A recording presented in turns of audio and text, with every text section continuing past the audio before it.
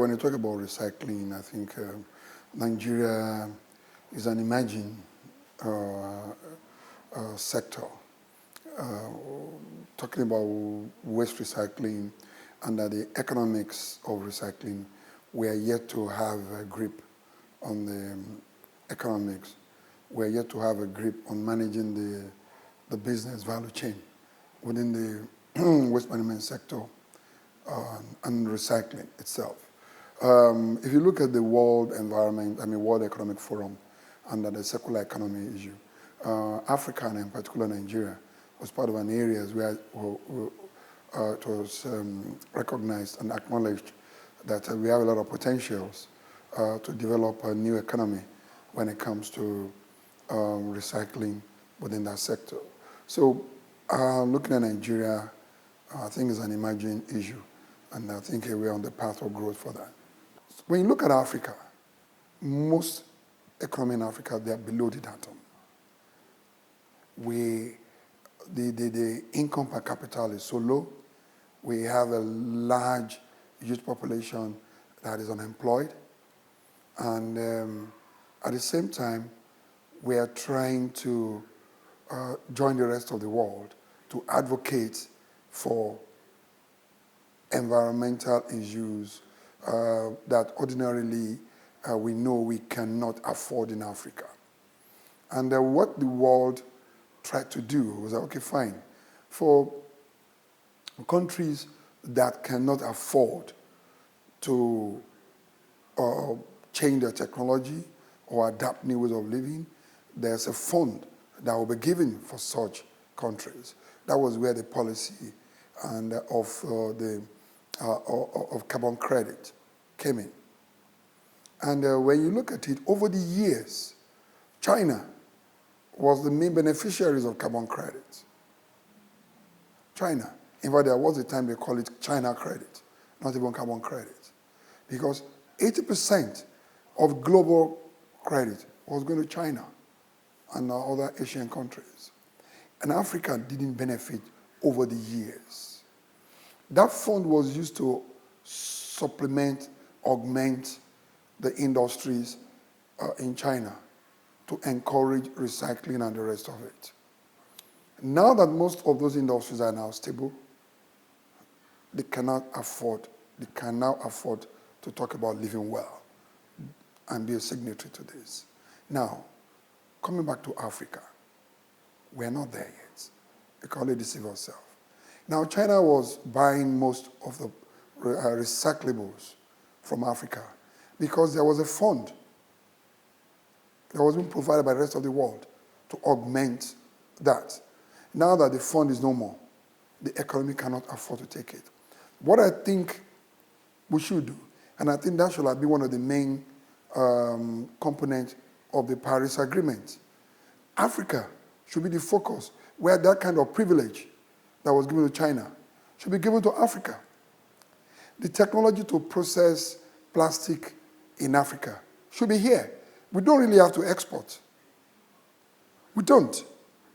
All the recyclables that we can gather, we should process them right here in Africa. We were exporting this, all right? We were scavenging, scooping, package, and export for production in China. Why can't we process here?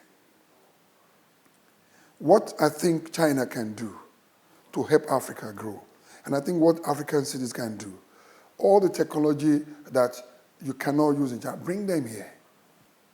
Let us all start to be recyclers. Let us now use those scraps. Bring your scraps to Africa. Let us process them. Let us have plants that can process. This is the concept of the circular economy. Let Africa be the recycling basin for the rest of the world. Let us take the junks and process. We'll create jobs. And I will turn them to new materials for the rest of the world to use. Right? So I think the rest of the world needs to give us also a gap for the catch-up. 20 years gap. We cannot afford to be on the same platform with the Western world when it comes to environmental conditions and environmental issues. We cannot. We can't compete with the world. So we should be given chance and support and the lifeline to develop our technology to process the waste. Then we don't need to export to China. We can do whatever I want to do locally.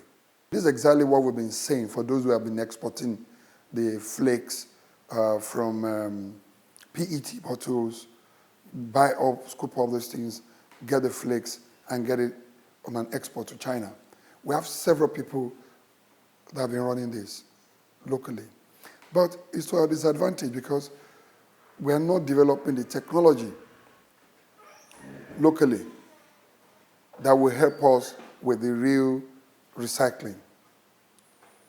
Now, for example, in Nigeria, okay, we have close to 30 million metric tons of waste annually in Nigeria. And with that, we have about 2.5, between 2 and 2.5 million tons of plastic waste annually in Nigeria. Now, the little experiment that was carried out in Lagos, Nigeria, I'll throw the statistics here. Lagos has close to about 300,000 metric tons of plastic waste in Lagos, and that's annually. And the industry that was established in Lagos to recycle this, if I look at the inflow into that industry in Lagos, it's almost, for the capital investment that one attracted, processing this plastic. We have several organizations, NGO, and companies that are established. And the last count I can place it on, I can put it at almost about 10 to 11 million euros that was invested, okay, to handle annual tonnage of about 300,000 tons of waste. Now, just do a simple extrapolation of that. In Nigeria, that we have close to about 2.5 million tons of 2.5 million tons of plastics. Just simple extrapolation. It tells you that it's an economy that can absorb close to about 100 million euro, okay, that can process that tons of waste. 100 million euros, it's a lot of money within the system. That it's something that can be turned around. The number of workers in Lagos, the example I have in Lagos, we had probably, let me just put a figure around it, the number of workers within that sector. And if you look at the business value chain itself, from the collectors to those who will wash, to those who will process, and those who will extrude and the market the waste itself. If you look at the 300 tons for Lagos, we can put a figure of almost about 1,000 people managing the 300 tons of waste annually. So if you extrapolate that nationally, just multiply by about some figures, we'll be having close to about 20,000 people working on plastic alone in the nation. It's a lot. It's a lot. It can be bigger than that. And we have an economy weighting, about 100 million euro economy weighting, and for about 20,000 workers that can be on that same economy. That tells you if you need to push in through, we'll get that level. Now, even processing it for after use itself is a big technology on its own that we can have. If we get it straight, we get it right, we have investors. Those who are divesting from China, they need to look at Nigeria as a main investment area.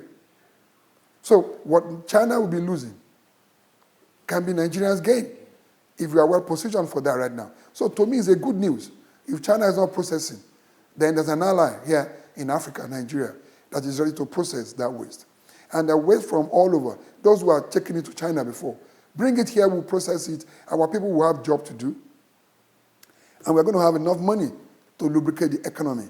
So we should take advantage of that in Nigeria and take it back from China. Our economy is bleeding. We need to stop the hemorrhage. We need to create jobs. We have a lot of youths who they don't have work to do. We need to create jobs in Africa. We need to create jobs in Nigeria. and we need to mop up what the rest of the world call waste. Let us develop the technology, all right, that can turn into something useful. China has done it successfully well. They're now going to the next level of living well. They've lived, they've survived. Let us survive in Africa, and that we also live well someday. Lagos has successfully been able to show that you can create a model for recycling that would actually, at the same time, as it's cleaning up the community, it's actually empowering people, and it's incentive-based recycling. So Lagos has been, a leader in that. I think there are a lot of, opportunities in the waste sector in Lagos State. We have not scratched the surface at all. When you talk about the waste that you can collect and turn into value, Lagos State is not yet doing that. And I think that's a really exciting thing, because once we're able to harness that, we're going to create value for states. It's going to add to the state's GDP. It's also going to create jobs, much needed jobs in the state. And most importantly, I think it's also going to make the state more competitive, with its counterparts, because we are going to become like a mini China, because China is known for being a recycling country. They import waste from all over the world and they turn it into end products. Imagine Lagos, we have Chinese people here in Lagos that are doing that. Imagine Lagos growing and having more of that, having more, industries that turn waste into products, and Lagos now can even supply neighboring states, neighboring countries with the end products. So I think, Lagos is a port city, so it's a strategic thing that I think we need to really grab. And I'm really glad that the government has keyed into that, with the CLI initiative has taken off. A lot of Lagosians, and it makes me very proud to see that Lagosians are now talking about waste. You see people going into the waste sector, going into the sustainability sector, and I just think about how it's going to be in the next 10 years, how wonderful green Lagos is going to be. If China decides to ban import of some of these wastes, of course they are banning it because of the poor quality. There's some people that have cut corners over the years, and it's an unfortunate thing, because in the short term it's going to affect everyone, because people that are doing their best and doing well, they're going to suffer from these effects, because it's going to affect the pricing of the commodities across board. But I think in the medium to the longer term, people that see this as an opportunity, they will position themselves and they will start adding value here in Lagos.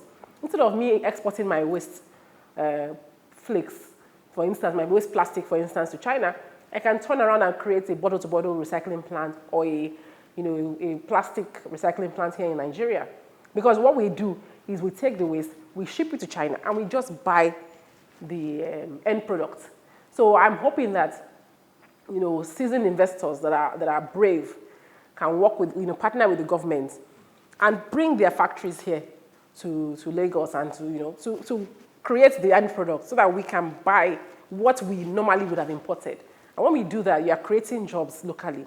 You're not exporting that value, and you're actually helping the environment at the same time, because you're not having to expend, burn carbon, fossil fuels to take the waste across the ocean. We already have, industries that are creating products. I've been to so many factories, small factories in Lagos and in Ogun State and other states, where they're creating end products already. So imagine if you can upscale that, have more of these factories all over the place. People are creating, when we have enough, people have bought enough, we export it to places like Benin or Ghana, and because those places, they will need it. And we can be importing their waste and turning it into, you have countries like Sweden, we haven't even talked about waste to energy. Countries like Sweden import waste and use it into energy. We have a city of 23 million people. And one of the biggest issues that we have is energy. We can create energy from waste. So I believe that, I think the government has done an amazing thing by stepping in and creating this CLI, because it's the policy drive. And that's going to, over the years, give investors comfort. And it will, so we need to have more people going in, social enterprises, startups, showing people that it can be done. And then so that would actually encourage investors to come in and upscale in a big way. If you can make a place beautiful, automatically people are not going to litter. They're not going to dump waste because they don't want to. They want beauty. People want things, and that's one of the reasons why we had a lot of people come to our parks, is because people love beautiful things. So, if we can do more at Last Park of making Lagos more beautiful, reclaiming some of these areas and making it more beautiful, people are not going to dump because they don't want to affect that. So I think that's the balance. And I think also, I see the waste sector, it's actually an economy. Waste is an economy because there's nobody that does not generate waste. It's something that we should take, and I think that's how Africa can be a leader, because we should embrace the waste sector and know that you cannot get around it. So I see them as actually feeding off each other. You can have the waste sector. It's a job creator. It's something that you have to have anyway. And then you have the green sector that is protecting people's lives and it's preventing, dirt and indiscriminate dumping at the same time.